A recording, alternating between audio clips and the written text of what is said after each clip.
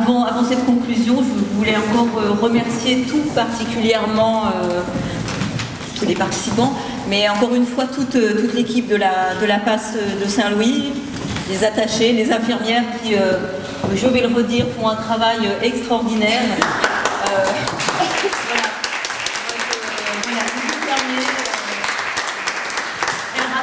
Elle rattrape tout, voilà, des fois, voilà, des erreurs. Claire, est-ce que tu ne penses pas que oui, voilà. Et j'ai une confiance totale en leur jugement et ça c'est formidable. Merci aussi aux assistantes sociales, à Joséphine qui nous a rejoints. Merci beaucoup à Gwenaëlle pour tout le travail. C'est elle qui était au bout de l'adresse SLS et qui nous a permis de faire vraiment ce travail qualitatif, les diapos, les chevalets. Et le dépliant.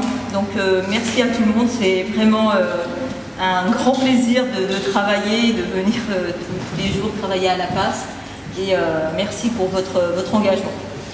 Et pour la conclusion, on a choisi un trinôme que j'invite à rejoindre le pupitre. Donc un trinôme qui représente des âges différents, des fonctions différentes. Voilà. Qui s'est déjà présenté et ancien attaché à la PAS, chef de clinique de médecine générale, Laurence Bozek qui est oncologue à l'Institut Curie et Laurent Degausse qui est hématologue, ancien président de la HAS, du collège de la HAS et membre de l'Académie de médecine. Merci mille fois à vous trois pour cette conclusion. Alors, je vais me permettre de commencer parce qu'en fait, la première fois qu'elle m'a demandé de faire la conclusion, je me demandais quelle légitimité j'avais à vous parler. Mais en fait, la seule chose que je vais faire, c'est de parler de vous et de ce qu'on a fait aujourd'hui, ce que j'ai fait depuis 3 ans. La question, c'était quels enjeux pour le système de santé, médecine, et à la fin, c'était médecine d'avenir, avenir de médecine. Grosse question. Là, les questions qu'on a listées, c'était comment améliorer la prise en charge psychologique et psychiatrique des patients migrants, comment gérer la prise en charge des pathologies lourdes et complexes, comment améliorer les parcours de soins locaux, nationaux et internationaux, comment gérer les conflits éthiques rencontrés par les soignants et diminuer leur isolement, comment trouver des solutions innovantes, comment intégrer nos valeurs de soins et les questions de coût. Et une dernière question qui me paraît très importante, auquel on essaye de répondre, c'est comment réussir un débat sur ces questions de manière sereine et nous mettre tous autour de la table. Nous, les PAS, les associations, les médecins, les soignants en général, les assistants sociaux, les institutions, les politiques, qui ce soir ne sont pas là, enfin, tous ensemble. Ça, c'est les questions. Et pour ça, j'ai pas de réponse. Mais en fait, juste ces 3 années à la PAS, et à travers toutes les rencontres que j'ai faites, parce qu'il n'y a pas que la PAS de Saint-Louis, à travers le collectif et tous les gens que j'ai rencontrés, j'ai quelques réponses. Alors, ces réponses, en fait, vous allez voir en miroir les obstacles qui nous attendent, même si vous les connaissez déjà tous, hein, et on les a déjà dit. Alors, les PAS, elles permettent l'accueil et la prise en charge de tous. Des patients précaires, des migrants pour certains, mais elles nous permettent de les prendre en charge. Mais elles vont plus loin. Elles essayent, par leur réflexion, elles essayent de prendre en compte tous les avis, les divergences d'idées, elles essayent de dépasser les clichés, de dépasser les clivages idéologiques et politiques, de dépasser les cloisonnements entre la ville et l'hôpital, on en a parlé, entre les spécialités, toujours difficiles, entre les professionnels, encore le cas, entre l'institution ou encore avec les associations. Et je suis très content qu'aujourd'hui, il y ait des associations. Ça n'a pas toujours été le cas et je suis très content qu'on arrive à dépasser progressivement les clivages. Elles essayent donc de dépasser les nombreux obstacles qui nous attendent et auxquels elles sont confrontées. Mais elles font plus que ça. Elles nous rassemblent, comme aujourd'hui, autour d'un sujet qui nous tient tous à cœur et autour de patients qui le méritent, qui méritent notre travail, notre intérêt, notre objectivité. Alors, en fait, pour cette médecine d'avenir, on a beaucoup de divergences, on n'est pas tous d'accord. Mais il est important qu'on se parle, comme aujourd'hui. Il faut qu'on continue à travailler ensemble.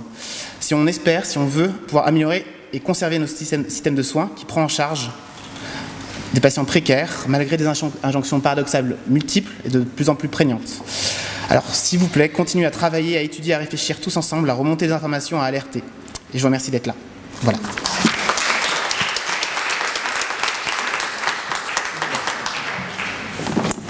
Bon, donc je suis Laurence Boisec, je suis cancérologue. Je ne suis pas membre de PASS, mais clairement passionnée par ce sujet. Et je vois que vous l'êtes aussi, puisque vous êtes quasiment tous présents là après une journée complète de débat, à moins que ce soit les choses qui nous entourent qui font que l'attention est très centrée.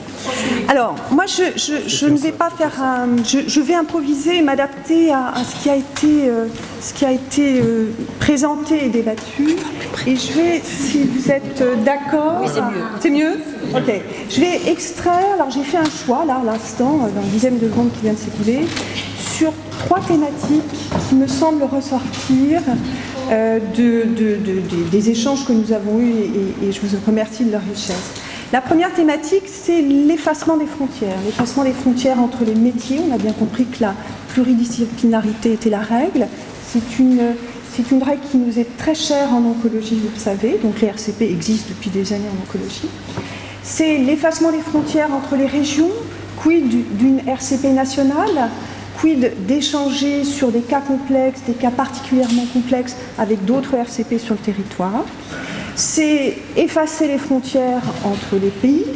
Que se passe-t-il en Europe? 10% de la population est composée de migrants. Je vous rappelle que 30% de la population française est concernée par la migration, moi la première. Donc je pense qu'il faut peut-être s'extérioriser pour voir ce qui se passe ailleurs. Et non pas s'inspirer, mais faire le choix de certains modèles et de réfléchir probablement à la fois sur la problématique du financement, à la fois sur le problème d'accès aux prises en charge, un modèle plutôt peut-être, c'est une question, c'est une réflexion, un modèle européen. Deuxième thématique que je retiens, c'est, et ça je l'ai entendu de manière assez récurrente et ça me titille, c'est la notion d'analyse des données. L'enseignement et la recherche. Clairement, je suis convaincue que les PASS sont une plateforme d'enseignement et de recherche absolument considérable. Il faudrait un passage obligé dans les PASS pour nos étudiants. Je rappelle qu'un amendement vient de passer, qui est l'amendement Victoire, qui est un amendement qui met en place une année de césure dans l'enseignement des étudiants en médecine, une année obligatoire à l'étranger, ce qui est absolument passionnant, puisqu'ils vont se familiariser avec des modèles de systèmes de santé différents. Alors certains iront aux États-Unis, d'autres en Europe. Un de nos étudiants récemment est parti en Roumanie. Voilà, s'inspirer d'autres choses pour revenir avec des idées et faire le tri de ce qui est bon ou pas bon.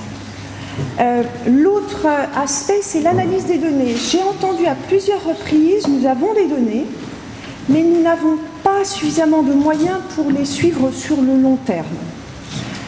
Deuxième chose, est-ce que ces données sont centralisées, partagées, exhaustives, obligatoires? Je ne sais pas et je pense qu'il y a un travail probablement à essayer, une réflexion à avoir là-dessus.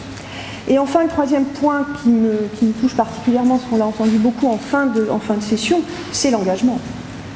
Et c'est le sens que l'on donne à notre travail et le risque de perdre ce sens du fait de la complexité, de la récurrence, d'être confronté aux situations extrêmes.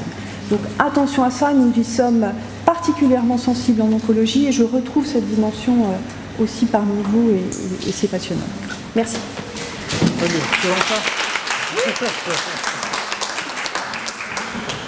Tout d'abord, je tiens à remercier Claire. Je l'ai suivie depuis le début dans ce qu'elle crée ici à l'hôpital Saint-Louis.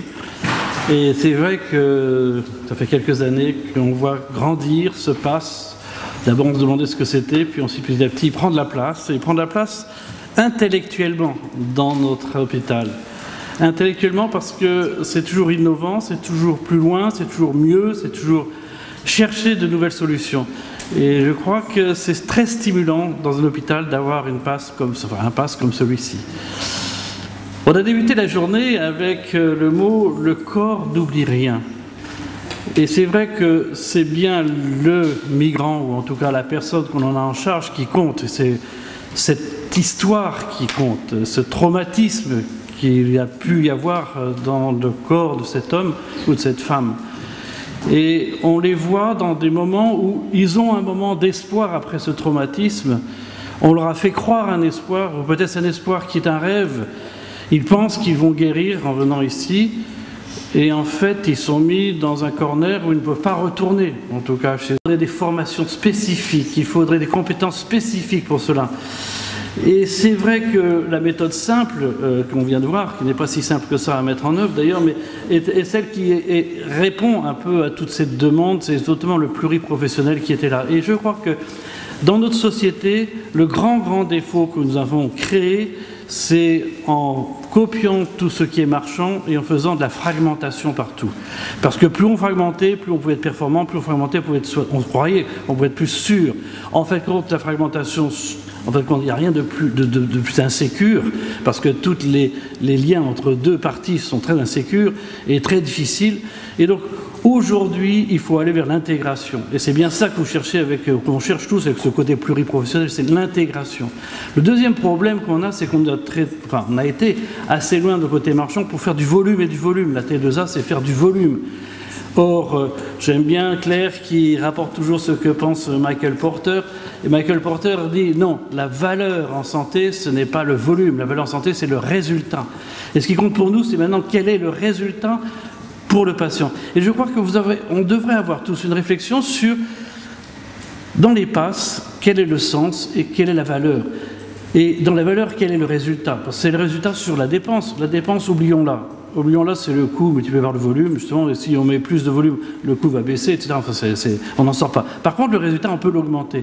Et qu'est-ce qu'on appelle, nous, résultat dans les passes? Qu'est-ce que c'est que le résultat? Est-ce que c'est moins de morts, moins d'handicap, une meilleure qualité de vie? Qu'est-ce que c'est qu'on appellerait en fait le résultat? Et je crois que là, vous avez un travail mené sur l'organisation que vous avez fait, savoir exactement ce qu'est cette organisation frugale, comme vous le dites, comme on parlait de médecine frugale ou d'innovation frugale. Chercher à cette médecine qu'on appelait, moi aussi mon maître appelait ça la médecine sobre, mais en fin de compte, c'est une médecine qui retourne à la clinique, qui retourne au contexte, qui retourne à ce qu'a la personne et à ce qu'on peut faire. Regardez, même pour les grands examens sophistiqués ou autre chose, ils ne sont pas faits partout, ils sont faits là où on peut le faire. Et bien, c'est la même chose. Qu'est-ce que l'on peut faire pour cette personne qui est là en face de nous et qui est dans un contexte où elle vit sous les ponts, ou enfin, il y a vraiment un travail à faire de contextualité, et c'est ça que vous faites, c'est ça que vous cherchez. Et vous le faites dans un mode pluriprofessionnel. Et c'est le modèle pour le futur, pour toute la médecine. La médecine de réflexe, la médecine que l'on sera tous faire, les robots sauront le faire, l'intelligence artificielle nous l'a rapporté, mais la médecine humaine, la médecine qui sait contextualiser, la médecine qui sait voir ce que l'homme en face de soi attend de nous, et que nous répondons à sa question, et que nous cherchons à comprendre ce qu'il veut et aller ensemble, mais à partir de plusieurs professions, parce qu'en fait, on ne peut pas le faire tout seul. Je crois que c'est cette leçon que nous avons appris aujourd'hui, cette leçon que nous menons, et je pense que le PASS est le modèle de la médecine future. C'est pas le PASS de ci, de là qui est le modèle de l'autre, non. Ce travail pluriprofessionnel, répondant à la question de la personne dans un contexte particulier, on l'a de façon très aiguë dans le PASS. Et c'est le modèle pour le futur. Les autres le voient peut-être moins parce que c'est plus émoussé, mais là, on le voit de façon aiguë. Et donc, faire une médecine de contexte à plusieurs pour aboutir à une décision avec les moyens que nous avons et avec les possibilités que nous avons, c'est ça la médecine du futur. Et donc, je pense que sortons de l'océan rouge, qui est en fait un bain de sang, mais allons dans l'océan bleu, comme l'a dit Claire, et je crois que cette journée a été très très fructueuse. Merci Claire.